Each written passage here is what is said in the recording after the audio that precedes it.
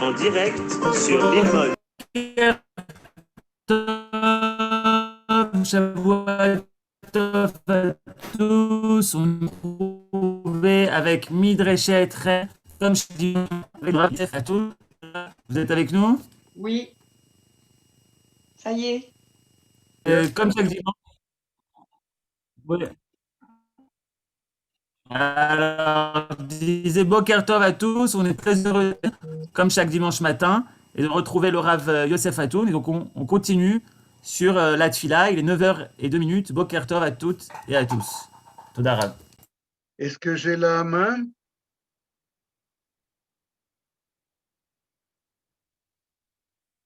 Je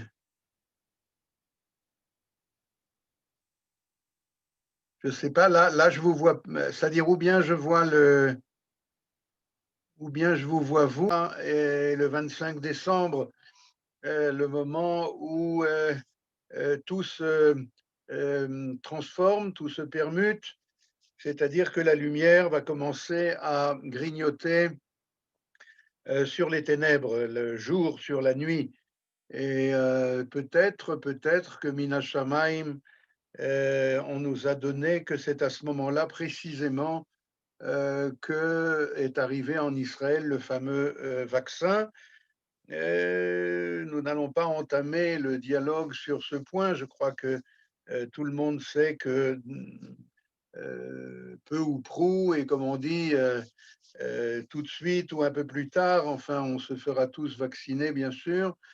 Et je voudrais donc adresser à Kadosh Baruch Hu, au maître du monde, tous nos remerciements pour avoir développé ce vaccin, parce que bien sûr que ce sont les médecins, les spécialistes, les épidémiologues, etc., qui ont développé les choses, mais sans la sagesse qui vient de celui qui donne la sagesse, comme on a lu dans la Haftara hier avec Shlomo, le roi Salomon, qui, comme vous le savez, a demandé parmi toutes les choses que Dieu lui proposait, il a demandé la sagesse, une sagesse de la nature en particulier, de connaître la présence de Dieu dans la nature, et c'est ce qui permet de développer des vaccins tels que celui-là, qui a été, comme nous l'avons appris, une entreprise absolument colossale sur le plan scientifique. Eh bien, nos remerciements donc vont tout d'abord et avant tout à celui que nous appelons dans la Tefila Baruch Ata Rofé Cholé Amo Yisraël, et nous adressons à tous ceux qui sont malades, et en particulier à Yehoshua et Rina, nos beaux-frères et belles-sœurs. Nous adressons tous nos voeux de rétablissement et de Achlama Meira. Voilà, c'était pour permettre encore à quelques-uns, quelques-unes de se joindre à nous. Et nous allons maintenant faire le point, puisque nous avons eu une interruption d'une semaine. Alors, nous avons appris dans notre dernier cours trois textes du Talmud dans lesquels on va trouver une expression qui nous est devenue maintenant un peu plus familière et un peu plus nécessaire, à savoir Mekoublani. Mekoublani, vous reconnaissez bien sûr le mot Kabbalah qui veut dire recevoir, pas seulement la Kabbalah c'est ce que l'on reçoit, bien entendu, la sagesse qui est reçue et pas seulement qui est, comment dire, spéculée par l'homme, mais qui est reçue de la part de ses maîtres. Et nous avons appris même, et nous y reviendrons tout de suite, cette sagesse qui finalement est héritée de la sagesse des prophètes. Et il s'agit d'un type de sagesse très particulier que l'on appelle Chokhmat Anistar, et pas seulement Chokhmat Aniglé. Ce n'est pas seulement la sagesse dévoilée, exotérique, mais c'est la sagesse cachée, ésotérique. Eh bien, dans ces trois textes que nous avons découverts dans le Talmud, je vous rappelle très brièvement quels étaient ces 3 textes, car je voudrais essayer d'en tirer les enseignements qui s'imposent pour la suite. Le premier texte, je rappelle pour ceux, celles qui étaient là au dernier cours, les autres peuvent se reporter bien sûr au cours qui est enregistré. Le premier texte était à propos de ce Tana qui s'appelle Rabbi Hanina ben Dossa. Rabbi Hanina ben Dossa qui était tellement Mekoubal dans sa tefila était agréée, Mekoubelet, comme dit Rashi, et cela, c'est parce que, comme le dit la Mishnah, lorsque on lui demandait de prier pour un malade, alors il savait à l'avance, il pouvait prédire si sa tefila sera agréée ou non. Et il a exprimé l'idée que im tfila shgura befi, si la prière, comment dire, coule de source, elle n'a pas de hiatus, alors je sais que le malade en question sera guéri. Mais si je bute, si j'ai du mal, alors à Dieu ne plaise.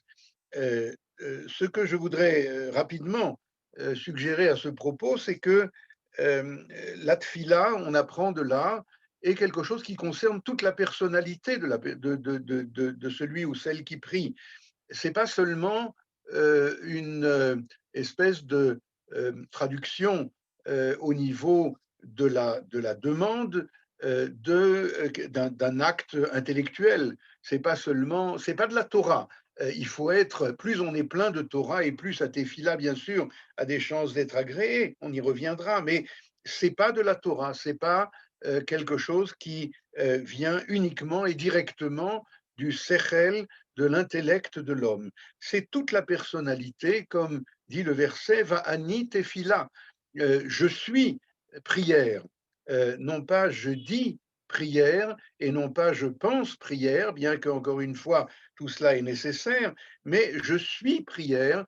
Et je crois vous avoir dit une fois que c'est le propre du commentaire écrit par le Rav Kook, le haut Rav Kook, le Rav Avraham Yitzhak HaKohen, qui s'appelle Olat Reia, commentaire sur la prière. Mais je vous ai dit qu'au nom de mes maîtres, j'ai reçu que c'est pas que il s'était assis un jour ou plusieurs en essayant de comprendre et d'écrire sur la tefila, comme il l'a fait pour d'autres domaines de Torah. Mais là, ceux qui l'ont connu témoignaient que c'est ainsi qu'il priait. Et comme il priait ainsi avec toute sa personnalité gigantesque, alors ensuite il s'asseyait et il mettait par écrit ce qu'était la tefila de toute la personnalité. Je crois que c'est comme cela qu'on peut comprendre un petit peu mieux la tefila de Rabbi Hanina ben Dossa, et c'est pour cela que si la tefila coule de source parce que ça provient de toute la personnalité entière qui est tefila, alors il sait que cette tefila va être agréée, alors que si c'est une tefila qui, comme je disais, bute un peu sur les mots, bute sur les notions, elle n'est pas shgura befiv, alors c'est l'inverse qui se produit parce que vraisemblablement ça provient d'une réflexion, d'un approfondissement de la Torah, de la Tefila, mais venant de l'homme, c'est quelque chose, venant de l'intellect de l'homme, c'est quelque chose qui risque d'être chaotique un petit peu. Et voilà la première occurrence de ce Mekoublani que nous avons trouvé dans le Talmud. La deuxième occurrence était, vous vous rappelez certainement, était à propos de... un instant. Voilà, on va revenir tout à l'heure au texte. La deuxième occurrence était à propos de ce texte de Chizkiyahu Améler, du roi Ézéchias. Je vous rappelle que le roi Ézéchias était très malade et que le prophète Isaïe est venu le voir avec cette expression très curieuse qui lui dit « Met ata velo tichye » tu es mort et tu ne vivras pas, tu es mort dans ce monde-ci, tu ne vivras pas dans le monde futur. Alors le roi Ézéchias lui dit c'est comme ça qu'on rend visite à un malade grave, alors il lui dit oui, parce que tu ne t'es pas occupé de Piria Verivia, d'avoir des enfants. Et Chizkiyahu, Amelech, lui a répondu, mais enfin, j'ai vu en prophétie que si j'ai des enfants, ils seront des Réchaïm. Alors, Yishayahu, Isaïe, le prophète, lui a dit, ça n'est pas ton affaire, ça c'est l'affaire de Akadosh Baruch Hu. Toi, ce que la Torah t'impose de faire, tu aurais dû faire, de remplir la mitzvah de Piria Verivia, et puis après, Akadosh Baruch Hu fera ce qui lui paraît juste de réaliser. Alors, Chizkiyahu était donc extrêmement malade, dans un cas très, très, très grave, et c'est à ce moment-là que il nous a enseigné ce principe-là. Mekoublani, j'ai reçu de mes ancêtres, en particulier de David, l'ancêtre de Ézéchias, de Chizkiyahu, que afilu cherev chada munachat al savaro shel adam, même si un glaive aiguisé, littéralement, se trouve déjà sur le cou de l'homme, eh bien, al yimna atzmo mina puranud, mina rachamim, il ne doit pas s'abstenir de prier, car, et j'en viens à la deuxième notion importante du Mekoublani, la deuxième notion importante attachée au fait même de prier. La première chose, on l'a vu, c'était de prier avec toute sa personnalité, comme Rabbi Hanina ben Dossa. Ce que nous apprenons de Chizkiyahu Amelech, me semble-t-il, c'est que eh bien, la prière concerne comment dire, quelque chose qui nous paraît comme vital. Évidemment, chez Chizkiyahu Amelech, c'est réellement vital. C'est-à-dire qu'il est sur le point de mourir et on lui dit, il a reçu de ses maîtres, c'est lui qui nous dit plutôt que même à ce moment-là, on ne doit pas s'empêcher de demander miséricorde, même si c'est les derniers instants de la personne. Eh bien, il y a donc cette dimension que la prière fait allusion à quelque chose qui touche à l'existence même. C'est quelque chose de profondément existentiel et ce n'est pas simplement quelque chose d'extérieur, quelque chose de nécessaire, mais comment dire, dont on pourrait se passer. Il s'agit de quelque chose dont on ne peut pas se passer. Et puis la troisième occurrence, eh bien, vous vous en rappelez, c'était à propos de Choni Hameagel, le traceur de cercles, toute cette histoire que nous avons longuement détaillée dans la Gemara de Ta'anit, qui nous parle de cette année où il y avait une sécheresse terrible, et on est allé chez Choni lui demander de prier pour que la pluie tombe. Après toutes les péripéties dont vous vous rappelez, la pluie est finalement tombée. Mais à ce moment-là, elle est tombée, tombée, tombée, et puis le peuple est venu en lui disant, écoute, ça suffit, comme tu as prié pour qu'elle tombe, maintenant, prie pour qu'elle s'arrête, parce que ça fait trop. Et là, il a eu une expression importante, il a dit, Mekoublani, encore une fois, j'ai reçu de mes ancêtres que l'omit palelim al rov tova, on ne peut pas prier, on ne doit pas prier, ou on ne peut pas prier pour un surplus de bienfaits. Alors, on a expliqué, mais très rapidement, je voudrais dire encore 2 mots là-dessus. Un surplus de bienfaits, apparemment, c'est très bien, non? On est content. Alors, c'est le principe que nous connaissons bien de la Torah, kola mosif gorea. C'est-à-dire, il y a une conscience aiguë dans la Torah que un surplus de bien, comment on dit en français? Le mieux est l'ennemi du bien. Vous vous rappelez de ça? Alors, kola mosif gorea, celui qui ajoute retranche. Un des exemples que donne la Guémara, par exemple, c'est celui qui dirait, oh là, c'est formidable, les téphilines, ils ont, vous savez, 4 boîtiers, les téphilines de la tête, ils ont 4 boîtiers avec une paracha très importante dans chacun de ces boîtiers. Alors quelqu'un dirait, bien sûr c'est absurde, oh ben c'est formidable, les téphilines, au lieu de 4, on va en mettre 5. Une fois on avait appris sur les chiffres 4 et 5, donc ça vous dira peut-être quelque chose, mais l'essentiel, c'est que ajouter à ces 4 parachutes des téphilines une 5e voudrait dire, bien sûr, ne pas remplir la mitzvah des téphilines, car la mitzvah des téphilines est et doit être sur une base de 4. Alors, je reviens à notre sujet. Chroni Améagel nous dit on ne peut pas ou on ne doit pas, c'est pas très clair, Ein mitpalelim al rov tova, car mekoublani, c'est ce que j'ai reçu de mes maîtres et de mes ancêtres. Eh bien, le principe qui est mis ici en évidence, c'est que ça n'est pas le manque, le défaut qui est occasionné par un surplus de bienfaits qui est l'objet de la tefila.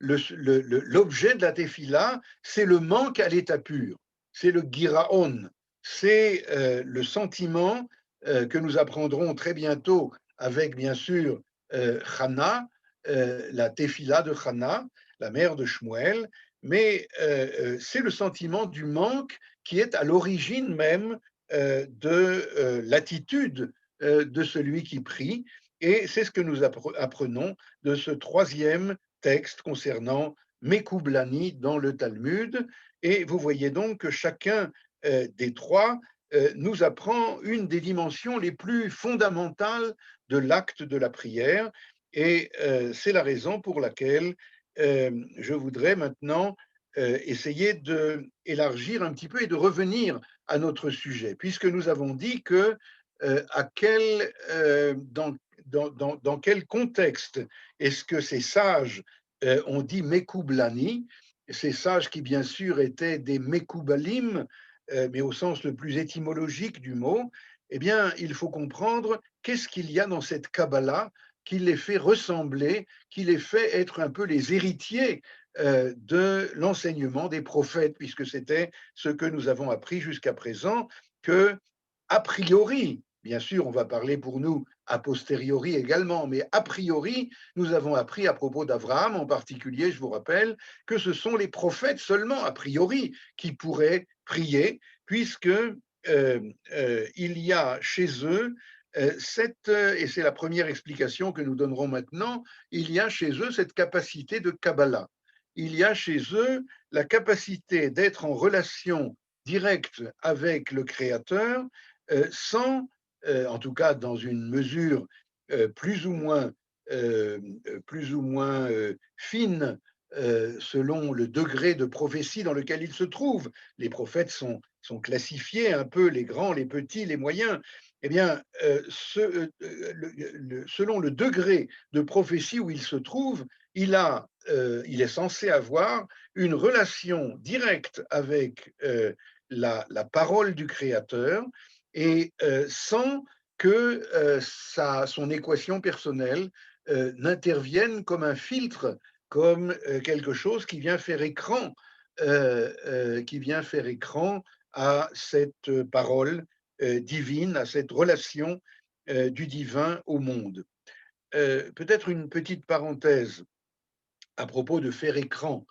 Vous vous rappelez certainement que la Gemara, je crois que c'est dans la Gemara de Avodah Zarah, je n'ai pas eu le temps de vérifier, nous dit qu'il y a au moins deux catégories, il y en a plus, mais deux catégories de prophètes. Il y a Moshe lui-même, le prophète de tous les prophètes, le père de tous les prophètes, et puis il y a tous les autres prophètes. Et la Gemara nous dit que la différence entre eux, c'est que Moshe prophétisait Aspaklaria Hameira, littéralement comme on voit à travers une vitre translucide.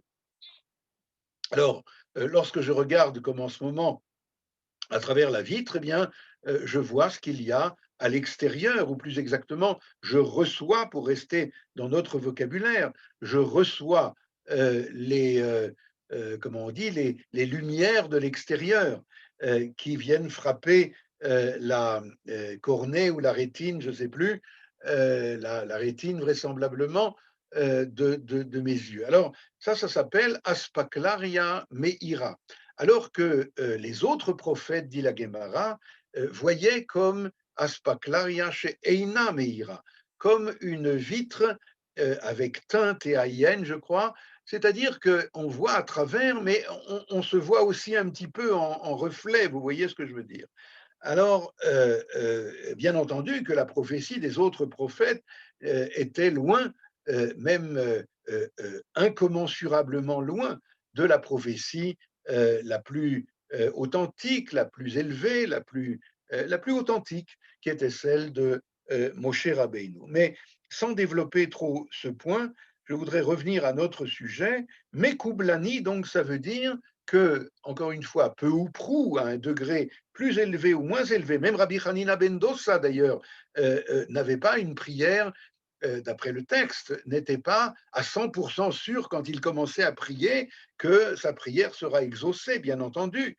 Et il se donnait, il nous donnait cet argument en disant que si la prière coule de source, alors j'ai expliqué que la prière coule de source, ça veut dire que c'est toute sa personnalité qui était ici en jeu, qui était ici mise devant la responsabilité énorme. La prière est d'abord et avant tout un acte de responsabilité qui était la sienne, mais cela signifie qu'il était capable de savoir devant qui il se tient. Nous reviendrons sur ce point, l'ifnemi ata omed. Et si je sais devant qui je me tiens, alors c'est véritablement toute ma personnalité qui est en jeu. C'est pas seulement l'intellect et c'est pas seulement la traduction au niveau de la parole, au niveau des paroles, de ce que je pense, mais c'est encore beaucoup plus de aligner au niveau du ratson, comme on le verra, au niveau de la volonté, et pas seulement au niveau de la compréhension, au niveau de la volonté de la personnalité tout entière, s'aligner en face de la volonté divine. Tout ça sont des thèmes que nous étudierons petit à petit. Mais retenons maintenant pour conclure ce point, Mekoublani, donc cela signifie, d'où nous avons appris tous les trois grands principes fondamentaux de la Tefila, Mekoublani, cela signifie donc une espèce de, peut-être je dirais comme cela, simplement, être Mekoubal, dans tous les sens que l'on peut donner à ce mot, eh bien, être Mekoubal, c'est-à-dire être capable d'une ouverture de la personnalité maximale. Être capable d'être réceptif, comme on dit, dans une dimension maximale à ce qui est l'essentiel de l'existence qui fait que nous nous trouvons en face, en vis-à-vis de toutes les valeurs essentielles de l'existence. Et c'est quelque chose donc de très comparable, bien entendu, à la prophétie elle-même. Les prophètes devaient être peu ou prou, encore une fois, dans cette capacité. Pourquoi j'arrive pas à lire le chat, je ne sais pas. Voilà. Où sont les textes? On va les retrouver tout de suite, mais pour l'instant, je préfère vous voir un petit peu et être sûr que voilà, effectivement, Johan a déjà répondu, mais on va les retrouver très bientôt quand on va avancer un petit peu dans les textes. Et donc, je répète une dernière fois, ça n'est pas l'extase. Certains ont voulu dire que la prophétie ressemble à ce que l'on appelle chez les goyim, dans les religions mystiques de façon générale, ce que l'on appelle l'extase. Alors, extase, comme son nom l'indique, n'est-ce pas, la racine de, vous savez ce que c'est, tase, métastase, anastase, etc. Eh bien, ça veut dire un état extérieur, extase. C'est-à-dire que dans les religions mystiques, se joindre à Dieu, comme disent, se joindre à Dieu, c'est d'abord et avant tout sortir de soi-même, être hors de soi-même, transporté hors de soi-même. C'est toutes les religions mystiques et les expériences mystiques, etc. Nous le savons, c'est l'antithèse de ce que l'on trouve dans le monde de la Kabbalah, encore une fois, dans toutes ces acceptions, y compris l'acception première, à savoir la relation prophétique. Eh bien, alors c'est vrai que parfois la différence, encore une fois, entre les prophètes et la prophétie de Moïse, c'est que Moïse parlait à Dieu panim el panim, comme on parle à son prochain, alors que les autres prophètes, le corps ne supportait pas une telle lumière, alors ils étaient quelque part en état de semi-perte de connaissance. Mais ça ne veut pas dire qu'ils étaient transportés hors d'eux-mêmes en état extatique. Ça veut dire que ils étaient l'acte de Kabbalah, y compris Kabbalah prophétique et y compris tout ce qui viendra après la fin de la prophétie, provient d'une étude, d'une sagesse, d'un approfondissement, d'une étude qui vise à se rapprocher du Créateur, à se rapprocher de Dieu, et non pas à sortir de soi pour ainsi dire, être, est-ce que je sais, comment on dit, s'unir à Dieu. Vous trouvez des choses comme ça même dans la mystique chrétienne et d'autres, la mystique islamique et bien d'autres. Alors, voilà ce que je voulais donc expliquer sur ce point. Lorsque nous disons Mekoublani, il s'agit, et c'est ça qu'on va se rappeler, d'une capacité, bien sûr, qui est liée avec les midotes, avec les valeurs morales de la personne, d'une capacité d'ouverture extrême. Peut-être je vais dire encore deux mots, je n'avais pas pensé, mais pour expliquer ce point encore un petit peu. Vous savez qu'en hébreu, le mot shamaim, une des racines qu'on peut expliquer du mot shamaim, parce que ce n'est pas le ciel bleu, c'est rakia ha-shamaim, mais ce qui est au-delà. Shamaim, c'est le contraire de Eretz. Une des explications midrashiques, c'est que ça vient du mot sham. Sham, ça veut dire là-bas. Or, là-bas, hein, comme vous le savez, c'est le contraire de ici. Je ne vous apprends rien.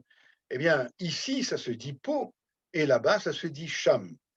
Et un enfant, un bébé, euh, euh, euh, tout son monde,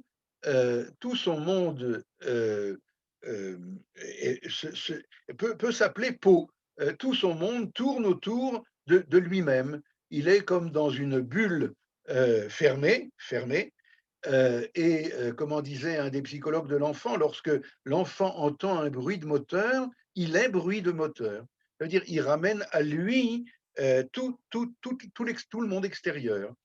Et petit à petit, grâce au principe de réalité, comme vous savez, il va petit à petit se rendre compte que la bulle n'est pas si fermée que cela.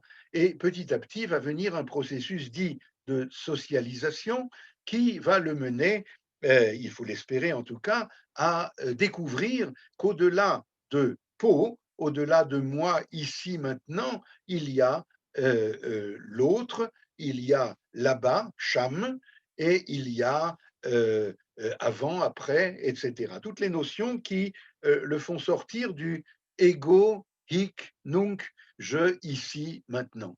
Alors, découvrant avec stupéfaction d'ailleurs, avec douleur parfois, qu'au-delà du pot, il y a Cham, eh bien, il va vouloir élargir, si je peux dire, le cercle, la bulle dans lequel il se trouvait.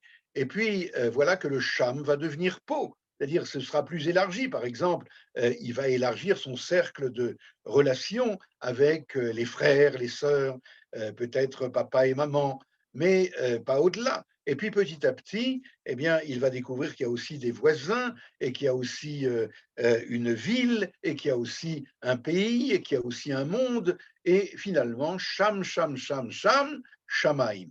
Shamaim, c'est donc cette expérience morale, profondément morale, de découvrir que le salut, si je peux dire, est dans l'ouverture maximale.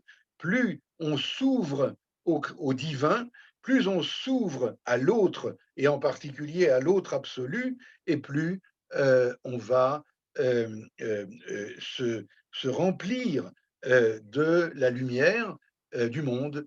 Et nous sommes encore dans les jours après Hanouka. Eh bien, cette lumière du monde viendra inonder celui qui est capable de la recevoir. Voilà, je crois avoir un petit peu mieux peut-être défini les choses. S'il y a des questions, comme d'habitude, c'est le moment. Ça va? Bon, alors, si nous voulons appliquer ce que nous venons d'apprendre à un niveau halachique, nous allons prendre, je crois que vous le voyez maintenant ou pas? Non. Alors, je vais refaire le... Voilà. Voilà le texte, vous le voyez, Maïmonide, les lois de la Tefila, Ilchot Fila ou Nesiut Kapaim, et vous allez voir comment Maïmonide, dans un langage complètement niglé, complètement exotérique, va nous mettre sur la voie de tout ce que nous venons de dire dans un langage un peu plus hermétique peut-être, j'espère que non. Alors on va le voir d'abord dans le langage même de Maïmonide, et il va nous faire une espèce d'historique de la relation à la Tefila. Mitzvah tassé, c'est donc dans les lois sur la Tefila, premier chapitre, première halakha, Mitzvah tassé leitpalel bechol yom, il y a une mitzvah positive de prier chaque jour, comme il est dit, Va'avadetem et Hashem Elokechem, vous servirez l'Éternel, votre Dieu. Nous y reviendrons. Qu'est-ce que ça veut dire, Va'avadetem? Mipi Hashmu'a lamdu, la tradition a enseigné, chez Avoda zo itfila, que ce culte, c'est la prière, comme il est dit, Ul ovdo bechol levavchem, le servir de tout votre cœur. Amrou Chachamim, les sages ont dit, Eizohi avoda shebalev zutfila. Qu'est-ce que c'est que le culte, comme cultiver, qu'est-ce qu'on cultive dans le cœur? Eh bien, c'est la tefila. Je ne veux pas maintenant m'étendre sur ce point parce qu'on va y revenir bientôt. Simplement, je dirais que la tefila est donc, vous le découvrez maintenant, un effort, un effort de mise en, comme une culture, c'est-à-dire il faut faire pousser quelque chose, il faut faire croître quelque chose qui est déjà virtuellement en nous, mais qu'il faut développer. Alors, ce qui nous intéresse, c'est quand même, ça on reviendra par la suite, le Maïmonide nous dit, Ve'en minyan atfilot minatora, le compte, le nombre de prières quotidiennes n'est pas une mitzvah de la Torah, simplement le fait de prier. Ve'en mishnat atfila azot minatora, ni le texte de la tefila a priori, sur lequel on va revenir tout de suite, n'est pas non plus une mitzvah de la Torah. Ve'en la tefila zman kavua minatora, et d'ailleurs, du point de vue de la Torah, il n'y a pas de temps particulier pour la tefila, mais comme on l'a dit tout à l'heure, a priori, on va voir après que ça va changer à un certain moment de notre histoire, mais a priori, l'homme qui est ouvert pleinement, comme on le disait tout à l'heure, qui est mekoubal, qui est capable d'une réceptivité extrême, eh bien, il devra prier comme il veut, quand il veut et où il veut.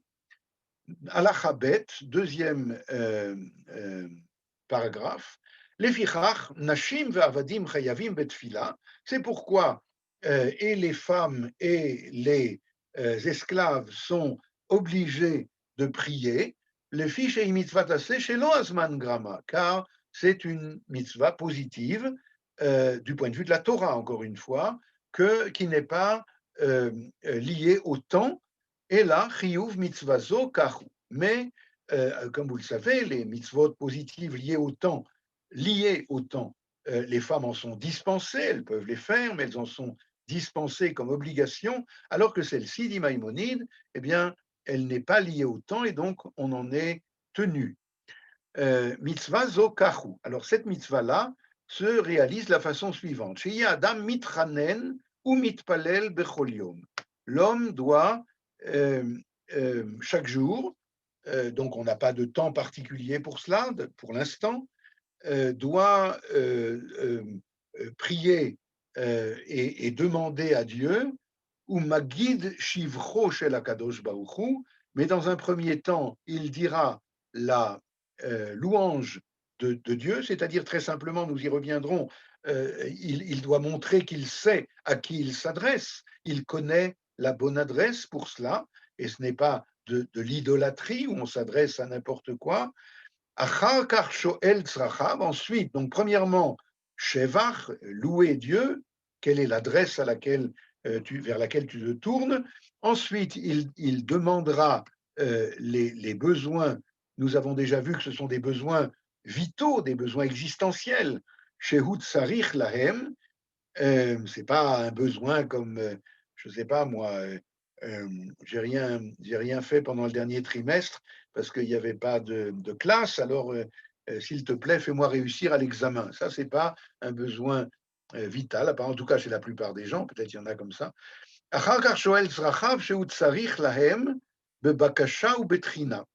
Il demande avec trina, vous voyez, avec supplique, c'est-à-dire qu'il s'agit de quelque chose de vital, ses besoins. Voilà le schéma classique des trois parties de la tefila, c'est-à-dire de la Hamida, et ensuite il va exprimer sa gratitude, Hodaya, à Dieu pour tous les bienfaits chez Ishpi Alo qu'il lui déverse, dont il le fait bénéficier, Kol Echad Lefi Kocho, chacun selon ce qu'il est capable.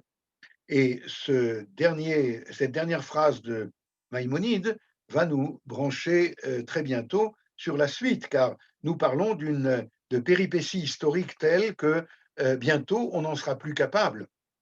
Alors qu'est-ce qui se passe à ce moment-là?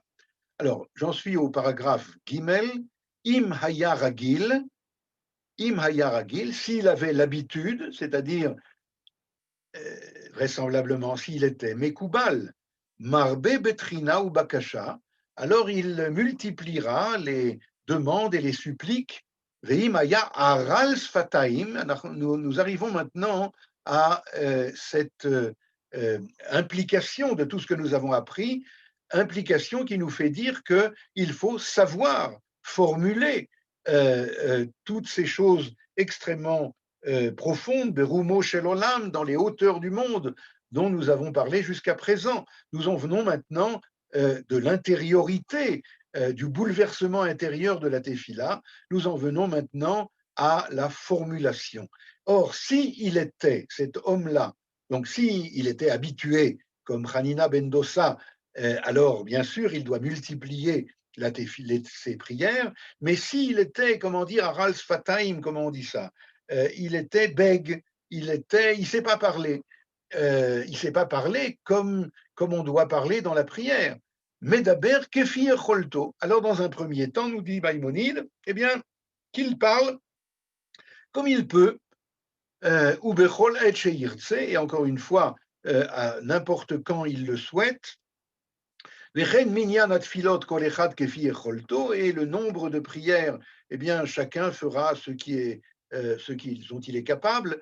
Yesh mitpalel pa'amachat beyom, il y en a qui priera une fois par jour. Yesh mitpalel pa'amim arbe, il y en a qui prient plusieurs fois. Vous voyez que pour l'instant, il n'est pas du tout question de 3 prières, ni d'un texte, un texte bien précis. Mais vous allez voir qu'on est dans la première partie de l'histoire. Ve'akol yiyu mitpalelim nochach hamikdash. Mais en tout cas, tout le monde devra, il y a ici quelque chose de très important, se tourner vers l'endroit du temple.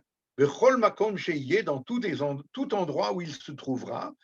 Vechen haya davar tamid mi Moshe Rabbeinu ve'ad Ezra. Et tout cela, c'était pendant la période de la prophétie. Depuis Moshe Rabbeinu, début de la prophétie collective du peuple d'Israël, bien sûr, auparavant, les patriarches, les mères étaient prophètes, mais la prophétie collective d'Israël, c'est Moshe Rabbeinu, la révélation du Sinaï, et ça s'est poursuivi pendant un millénaire à peu près jusqu'à Ezra, jusqu'à la période dont il est dit au personnage dont il est dit qu'il aurait mérité, Ezra, d'être prophète, mais la génération déjà n'était plus au niveau de recevoir la prophétie. Et donc, tout ce qu'on vient de dire maintenant dans Maïmonide est essentiel parce que ça nous montre quels sont les fondements de la Tefila dans ses origines, mais voilà qu'il va y avoir une mutation profonde dans l'histoire spirituelle de notre peuple et dans l'histoire de la Tefila avec l'exil. Et au paragraphe 4, Maïmonide nous dit Keivan shegalou Yisrael bimé Nebuchadnezzar, Haracha. Au moment de l'exil de Babylone, Nebuchadnezzar, Haracha, le peuple d'Israël est sorti en exil. Nit arvu beparas veyavan, eh bien, ils vont ensuite se mélanger avec les sociétés de Perse et puis de Grèce, on sort de Hanouka, Ush'ar haumot et encore les autres nations, Venoldu lahem banim barzot hagoyim, et ils auront des enfants qui vont naître chez les nations, et puis ils vont oublier le Lashon HaKodesh, ils vont oublier la langue des prophètes. Otam habanim nidbalbelu sfatam, ces enfants-là qui vont naître en exil, eh bien, leur langue va se mélanger, va devenir étrangère à la langue hébraïque. Et chacun va parler une langue, encore une fois, qui est une mixture. Est-ce que c'est du yiddish ou du ladino ou du judéo-arabe auquel Maïmonide fait allusion, ou véritablement une langue étrangère. וכיוון שהיה מדבר, אינו יכול לדבר כל צורכו בלשון אחת, אלא בשיבוש. Et donc, ces enfants qui vont grandir, qui vont naître en terre étrangère et surtout dans une période d'exil, avec tout ce que cela implique, eh bien, ils ne seront plus capables d'exprimer les besoins fondamentaux, comprenez bien, dans la langue hébraïque. Alors, le Rambam parle ici, bien entendu, de la langue, mais cela recouvre énormément de choses. Par exemple, la langue hébraïque permettra de faire une sélection, un tri entre ce qui s'appelle Tsorko et ce qui s'appelle pas Tsorko. Comme je disais tout à l'heure, qu'est-ce qu'on appelle véritablement un besoin vital, comme on a dit tout à l'heure, un besoin qui exprime un manque véritable, etc. On a tendance à ne pas savoir distinguer entre ce qui est une valeur authentique qui manque individuellement ou collectivement d'ailleurs au peuple d'Israël, et puis des besoins quotidiens qui sont contingents. Alors, tout cela fait qu'à cette époque-là, nous dit Maïmonide, eh bien, le langage va s'oublier. Chez Nehemar, ou Bnehem, Chatzi, Medaber, Ashdodit, c'est décrit dans les livres de Ezra et Néhémia, combien à l'époque de l'exil de Babylone, on ne savait plus parler l'hébreu. Ve'enam makirim ledaber yehudit, ils ne savent pas parler yehudit. Yehudit, c'est parler juif, quoi. Ou kelshon am va'am, ils parleront comme le langage des peuples chez qui ils sont en exil. Ou mipnezek shaya echad mehem mitpalel tiktsar leshono lishol chafatzav. Lorsque quelqu'un priait, eh bien, il n'arrivait pas à exprimer les besoins fondamentaux qui sont les siens. Il y a une espèce, comprenez bien, il y a une espèce d'oubli de soi en exil, n'est-ce pas? C'est pas seulement qu'on a oublié la langue et qu'avec un bon Berlitz, on peut la rapprendre, mais l'exil, par définition, est une occultation du moi hébraïque qui est le nôtre, et par conséquent, à la limite, même si on savait parler hébreu, en tout cas l'hébreu de l'Ulpan, ça ne veut pas dire qu'on est capable d'être attentif, d'être réceptif à ces manques qui sont les manques fondamentaux de la dimension hébraïque qui est en nous. On termine bientôt ce Rambam, mais vous allez voir qu'il y a ici des principes très fondamentaux. Tiktsar leshono lishol chavatzav, oléagid shevach hakadosh baruch hu, donc ni demander ses besoins fondamentaux, ni être capable de louange, comme on avait vu, de savoir à qui on s'adresse dans le début de la tefila, belashon hakodesh en langue sainte. Ad she yarvu ima leshonot acherot, mais il y avait une espèce de mixture avec des langues étrangères. Vekeivan shera Ezra ou Bedino. Ezra, dont on a dit qu'il est le plus direct héritier de la période prophétique.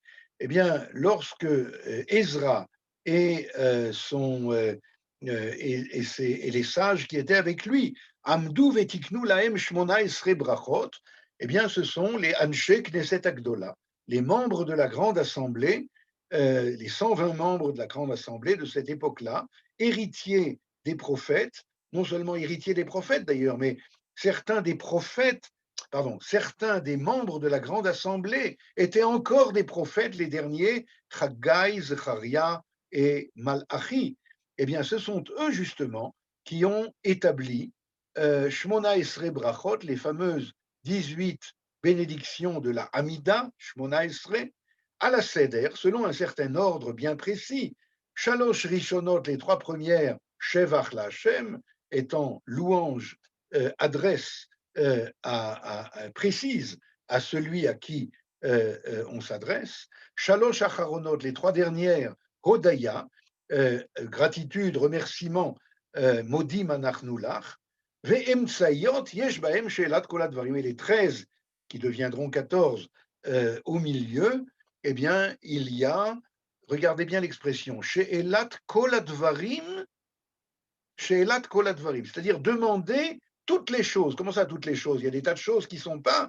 Il y a là-bas, on demande la refoua, la guérison, on demande la sagesse, on demande le rassemblement des exilés, tout ça. Mais il y a encore plein de choses qui ne sont pas marquées là-bas. Eh bien, ce que Maïmonide nous dit ici en allusion, c'est que ce qui n'est pas parmi ces 13 qui deviendront 14 ne fait pas partie des besoins fondamentaux de la dimension hébraïque qui est en nous. Ça ne veut pas dire qu'on n'a pas le droit de prier du tout pour cela, si c'est nécessaire, absolument nécessaire, si c'est un manque réel, pas un manque imaginaire, mais alors on le fera dans Shomea Tefila, dans des endroits bien particuliers de la Tefila annexe. Mais là, ce sont les 13 qui sont 14 besoins fondamentaux qui constituent la dimension globale de l'identité hébraïque. Ils sont comme les principes fondamentaux qui déterminent tous les besoins de l'homme, ou les tzorkei tzibur, de l'homme individuel, mais aussi et surtout de l'homme collectif. Vous savez très bien, on y reviendra, que les 13 qui sont 14 bénédictions du milieu de la Hamida, eh bien, ce sont des bénédictions qui commencent par des besoins individuels, mais qui très rapidement débouchent sur les besoins de la collectivité. Kedei sheyu aruchot befi hakol. Alors, tout cela se conclut Maïmonide. Ces paroles ont été écrites par les membres de la Grande Assemblée, héritiers directs, une génération après, ou la dernière génération des prophètes, afin qu'elles soient, comment on traduit aruchot, afin qu'elles soient immédiatement prêtes à être exprimées pour ces générations qui ont perdu la capacité d'expression hébraïque, veyelamdu otam, et qu'on puisse les enseigner, c'est-à-dire enseigner quels sont les véritables besoins et pas les besoins imaginaires, Ve'yilmedu otam ve'tiyet filat elu ha'illegim tfila shlema, afin que même ceux qui ont perdu la capacité de parler hébreu, c'est-à-dire de parler identité hébraïque, eh bien, que même ceux-là puissent prier. Alors c'est maintenant très important, car on aurait pu se poser la question, après tout ce que nous avons étudié pratiquement depuis le début de notre étude, waouh, les choses sont tellement élevées, tellement profondes, et vous ne croyez pas si bien dire, puisque un livre comme le Nefesh HaChaim de Rabbi Chaim de Volojine nous dit, à propos de ce texte de la Hamida, il nous dit chaque mot de la Hamida, qui a donc été rédigé par les Anshe Knesset Agdola. Eh bien, vous savez que le Harizal, le grand réformateur, celui qui a renouvelé tout l'enseignement de la Kabbalah, le Harizal a écrit des livres entiers de kavanot sur chaque mot de la Tefila. Mais le Nefesh HaChaim de Rabbi Chaim de Volojine dit même toutes les kavanot que le Harizal a introduit dans tel ou tel mot de la Hamida, ce n'est que tipa bayam, ce n'est qu'une goutte d'eau dans la mer par rapport aux kavanot que les Anshe Knesset Agdola avaient introduit dans ces mots. Alors, évidemment, après que l'on entend cela, presque on se dit, mais alors, de quel droit, quelle chutzpah de ma part de prier. Alors, j'allais dire Manitou, c'est un lapsus intéressant. Maïmonide nous dit, non, rassurez-vous, puisque nous avons eu le zchut, nous avons eu la chance que les Ezra ou Beddino, les Anshe Knesset Agdola, ont rédigé pour toutes les générations d'exil, pour toutes les générations illéget, comme on dit, qui ont perdu les secrets du Lashon HaKodesh, de la langue sainte. Eh bien, ils nous ont rédigé cela afin que, je termine la phrase,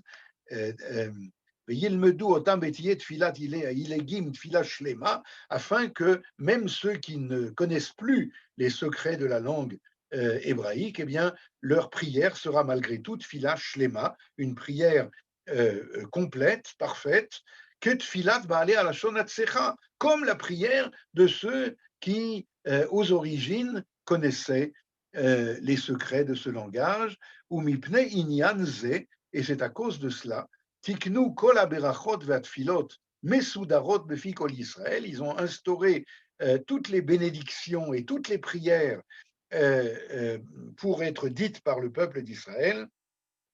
Kedei sheye inyan kol bracha aruch bifnei ha'ileg, afin que chaque bénédiction puisse être émise, puisse être exprimée, même par ceux qui ne savent plus parler le langage adéquat de l'identité hébraïque à cause d'un exil beaucoup trop long. Alors, je crois que nous avons ici, dans ce texte du Rambam, encore une fois, dans un texte qui est niglé, qui est exotérique, qui est dévoilé, mais il y a des allusions permanentes à ce que nous avons appris depuis le début de notre étude, à savoir combien ces paroles de la Tefila sont d'abord et avant tout des dvarim ha'omdim berumo shel olam, sont des paroles qui font allusion à des choses qui se tiennent dans les hauteurs du monde, à savoir la relation directe avec le Créateur, et nous y reviendrons, le fait de demander, même le simple fait, ça nous semble un acte presque banal. Il me manque quelque chose, alors je m'adresse à celui qui peut remplir mes manques. Oui, non, mais est-ce que, premièrement, tu sais qu'est-ce qu'on appelle véritablement un manque? Peut-être tu te fais des illusions et peut-être tu es même encore dans la bulle dont on parlait tout à l'heure. Peut-être tu n'es pas sorti de ta bulle et par conséquent les manques que tu exprimes vulgairement, eh bien, ce sont des manques égoïstes, ce sont des manques, comment on dit, intéressés, alors que nous apprendrons petit à petit que justement toute la tefila vise à sortir, c'est ça, avoda chez Balev, le travail qui est dans le cœur, le culte qui est dans le cœur, c'est justement petit à petit de sortir de la bulle pour aller vers Sham, pour aller vers l'autre. Alors les manques, nous l'apprendrons, ne sont que des occurrences, ne sont que des, comment on dit en français, que des raisons contingentes pour s'élever et sortir, aller vers l'autre, aller vers celui qui est capable de combler les manques authentiques, les manques réels, les manques véritables de l'individu et de la société d'Israël. Est-ce que jusque-là, il y a une question? Ça nous aiderait quand même. Oui, moi j'ai une question, si c'est Oui. possible. Oui. D'après ce que vous venez de développer, Oui. alors il semble que toute cette prière qui est composée était pour les périodes d'exil. Et maintenant qu'on est revenu ici, il y a beaucoup de jeunes qui sont nés ici et qui disent, bon, la tfila, lo medaber elai. Est-ce qu'on n'est pas en train de revenir à quelque chose qui soit plus spontané, qui soit plus ressemblant à ce qu'il y avait avant? Bon, remarquez bien déjà la différence, d'une question intéressante, remarquez bien déjà la différence entre ce que Maïmonide nous dit sur la période de l'exil et sur ce que vous dites concernant la période actuelle, qui demanderait d'ailleurs à être tout à fait vérifié dans quelle ampleur, etc. Mais laissons cela. Maïmonide nous dit que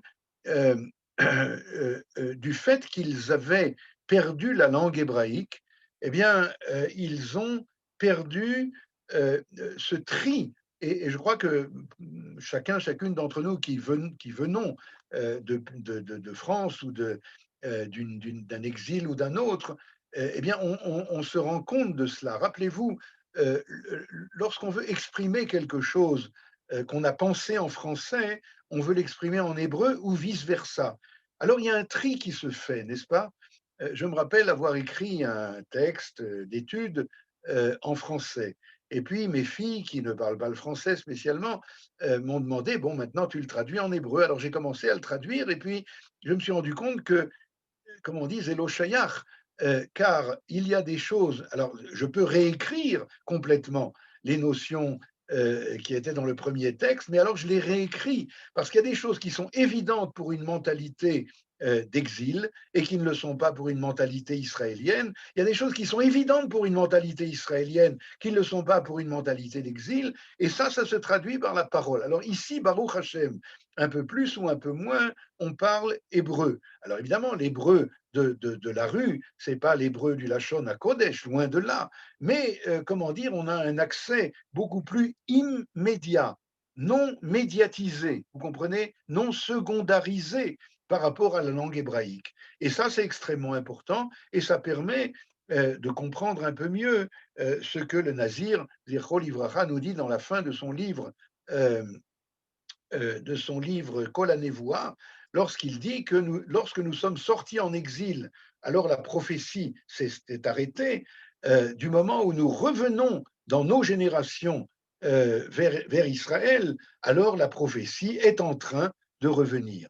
Et si la prophétie est en train de revenir, cela comprend, à mon sens, directement la langue hébraïque qui, il faut l'espérer, va devenir de plus en plus proche, va s'affiner et devenir véritablement la porte d'entrée vers la tefila. Une dernière chose, avant de se retrouver la semaine prochaine, c'est que peut-être que ce qui manque aux jeunes dont vous parliez maintenant, aux jeunes Israéliens dont vous parliez maintenant, et c'est quelque chose de très intéressant dont on va bientôt parler, c'est l'expérience du manque. Voilà, et on a vu que c'est une expérience fondamentale. Alors, lorsqu'on va parler maintenant de Hana, eh bien, nous verrons que faire lorsque, et c'est une question pas facile, que faire lorsque quelqu'un manque de l'expérience du manque. Voilà, Shavua Tov. תודה רבה, הרב, שבוע טוב. Shavuot Tov à toutes et à tous.